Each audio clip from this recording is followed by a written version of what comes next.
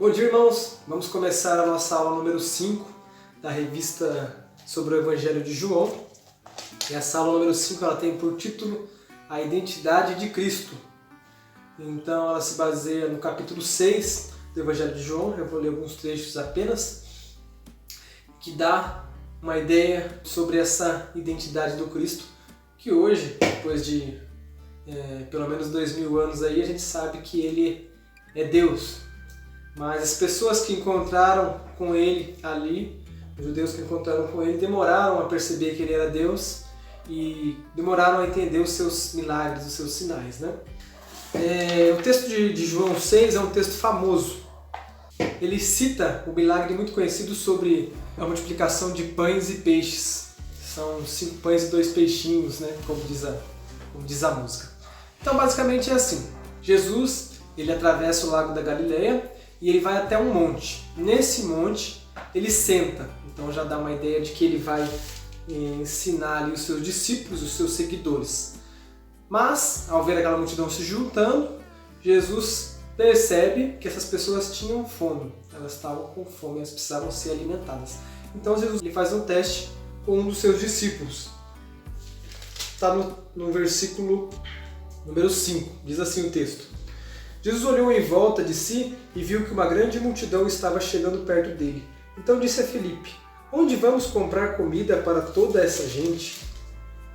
Então Filipe olha para Jesus e fala: Jesus, a gente precisaria de pelo menos 200 moedas de prata para poder alimentar todo esse pessoal. E se a gente for fazer uma comparação, é aproximadamente talvez 200 dias de trabalho. Então a gente precisaria de um valor alto para conseguir alimentar essa multidão. Enfim, ele disse para Filipe que não havia recurso.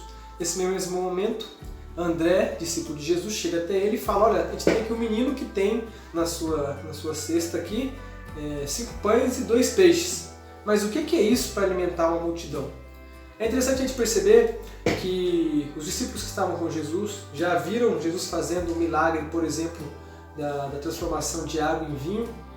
Já estavam com Jesus ali há algum tempo, mas ainda não entendiam que Jesus era Deus e que Jesus podia providenciar o que ele bem entendesse para alimentar aquela multidão. Então a gente percebe que na verdade é um teste de Jesus ali para os seus discípulos, para que seus discípulos abram os olhos, para que seus discípulos sejam forçados a pensar, né? Para que seus discípulos sejam forçados a entender a figura de Jesus como Deus. E André falando isso, Jesus fala, pede para as pessoas se assentarem, que eu vou agradecer aqui, vou fazer uma oração. E Jesus já sabia que iria fazer um milagre. Então as pessoas elas se assentam, Jesus faz uma oração e manda distribuir os 5 pães e 2 peixes para aquela multidão. Eu vou ler o texto.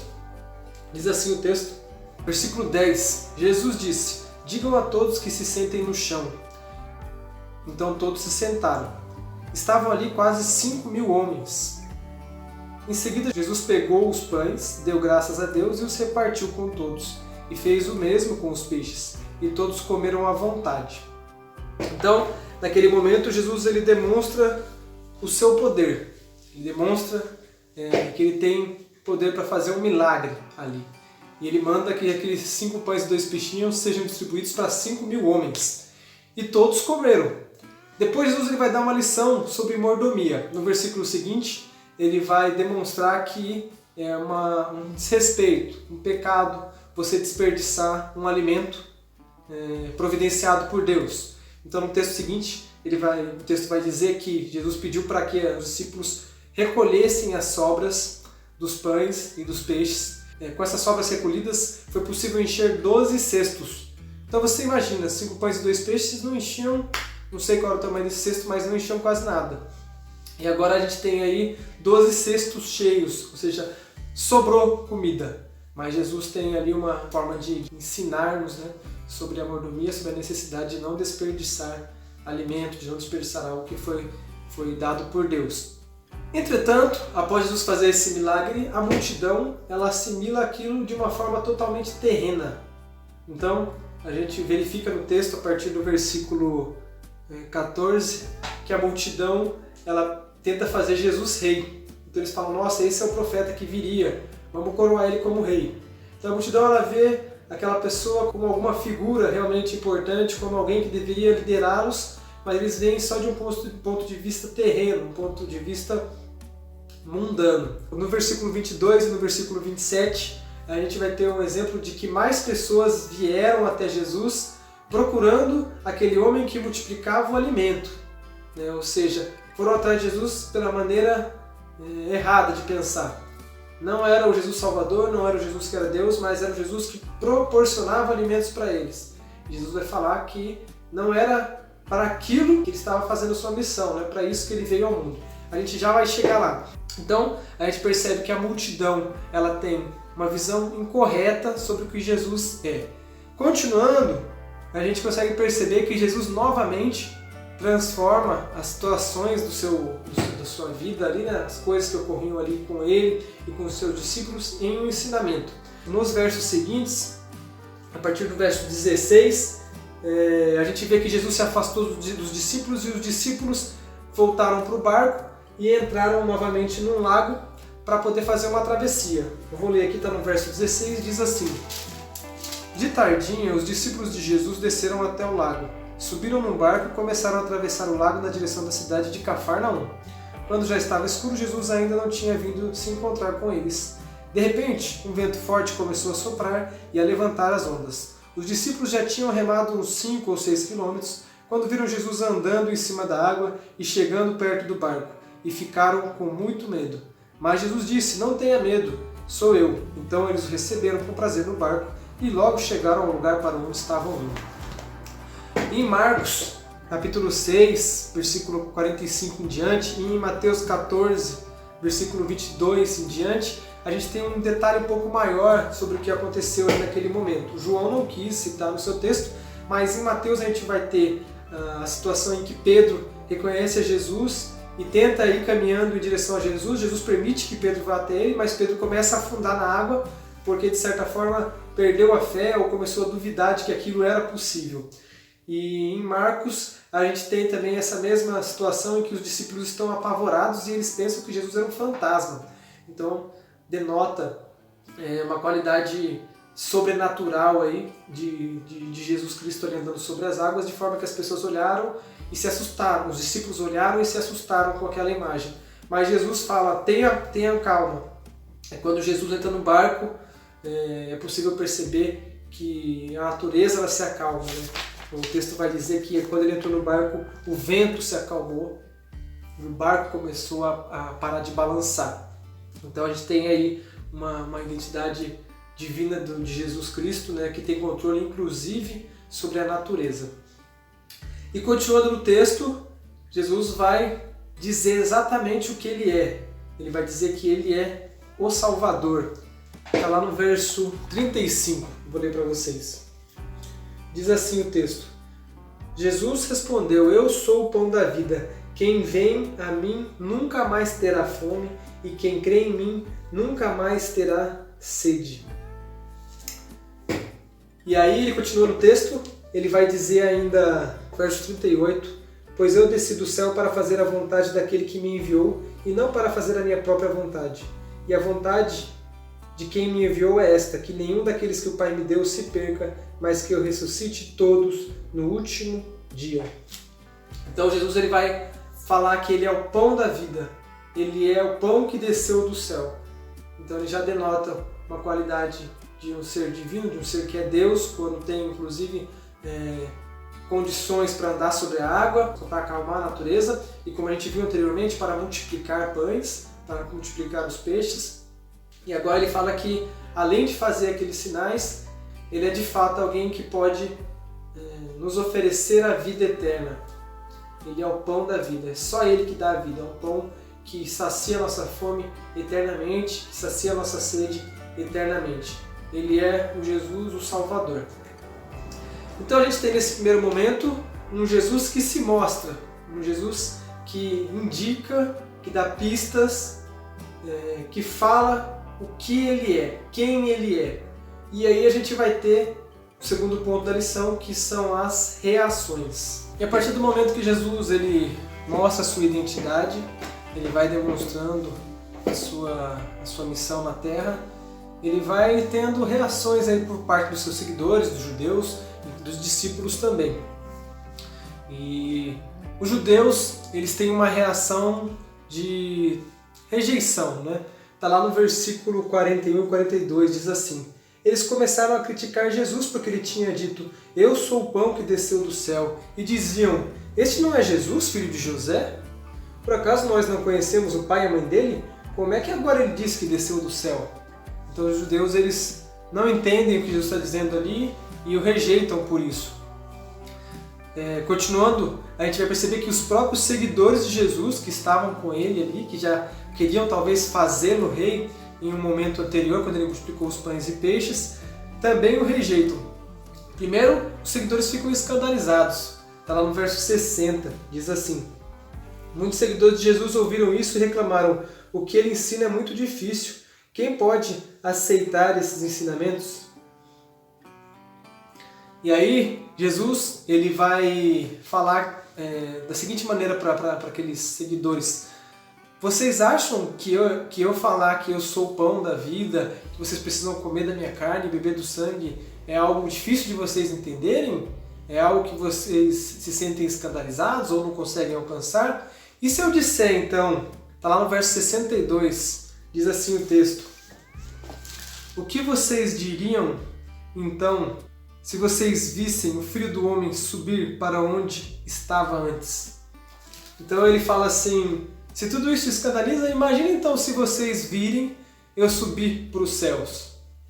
E a gente depois, no continuar da leitura do Evangelho, a gente vai ver que Jesus, após ressuscitar, ele ascende, né, aos céus, ele de fato sobe.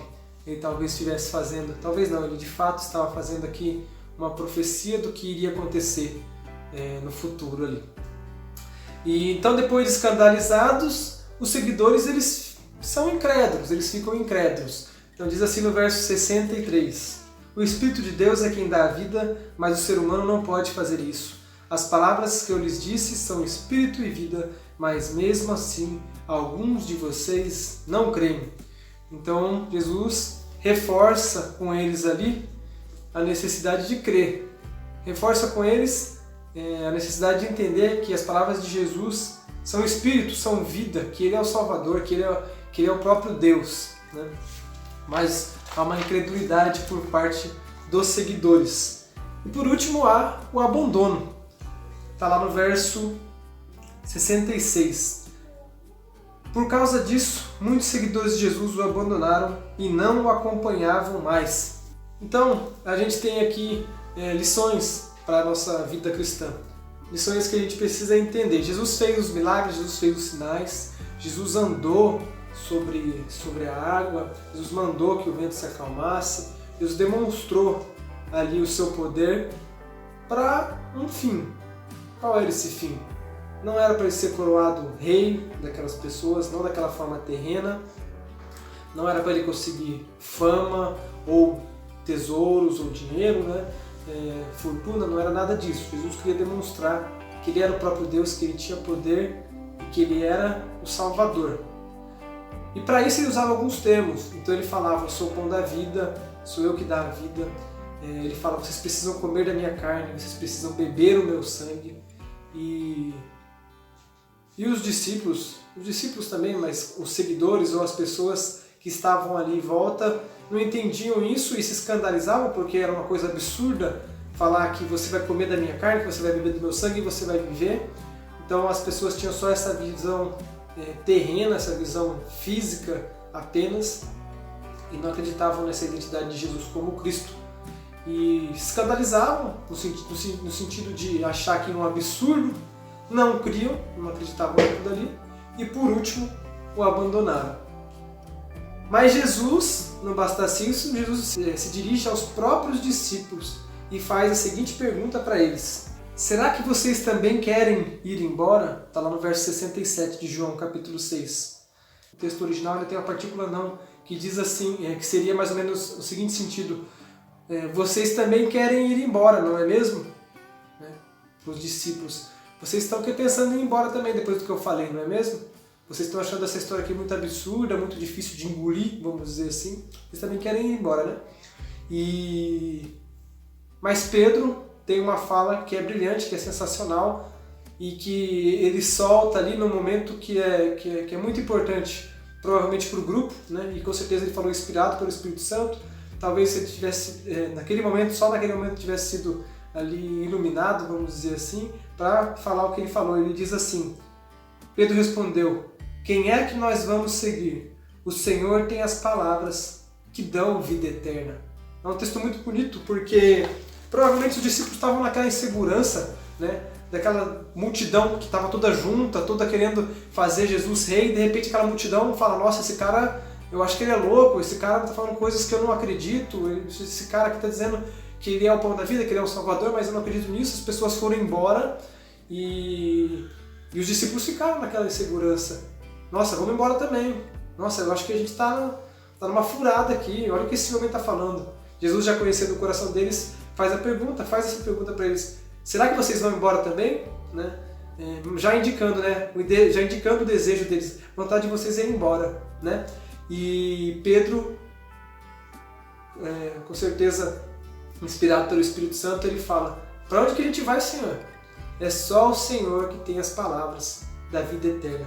Então a gente tem aqui uma minoria que aceitou as palavras de Jesus, que são ali Pedro e os discípulos, ainda com uma insegurança, com certeza, no coração. Então a gente pode concluir que esse Jesus é um Jesus que faz os sinais, que faz os milagres para mostrar a sua natureza, a sua identidade. Ele é um Jesus que é o próprio Deus, que tem poder para controlar inclusive a natureza, como a gente viu ali. É um Jesus que tem poder para dar vida, para nos salvar, para aqueles que creem nele, para aqueles que aceitam a sua mensagem. E é um Jesus, com certeza, tinha uma imagem muito humana. No livro de João fica bem nítido quando a gente vai observando, porque a gente vê que Jesus é muito homem e é muito Deus. Eu falo que ele é muito homem porque, apesar de todos os milagres que Jesus estava fazendo ali, de toda a mensagem que Jesus estava transmitindo ali, até os seus discípulos que estavam com ele tinham uma dificuldade de entender que aquele homem que estava ali em carne e osso na frente dele é o Deus, é o próprio Deus. Então é um Jesus um Deus encarnado que está aqui na Terra e que está junto, né, com seus discípulos e junto com os seus próximos, né, e junto conosco também. Amém, irmãos? Fica aí essa lição sobre a identidade de Jesus Cristo, e que também faz parte, né, está muito diretamente ligada com a autoridade de Jesus Cristo, que foi a aula número 5 do nosso irmão Renan. Um bom dia, amém, fiquem com Deus, tchau, tchau.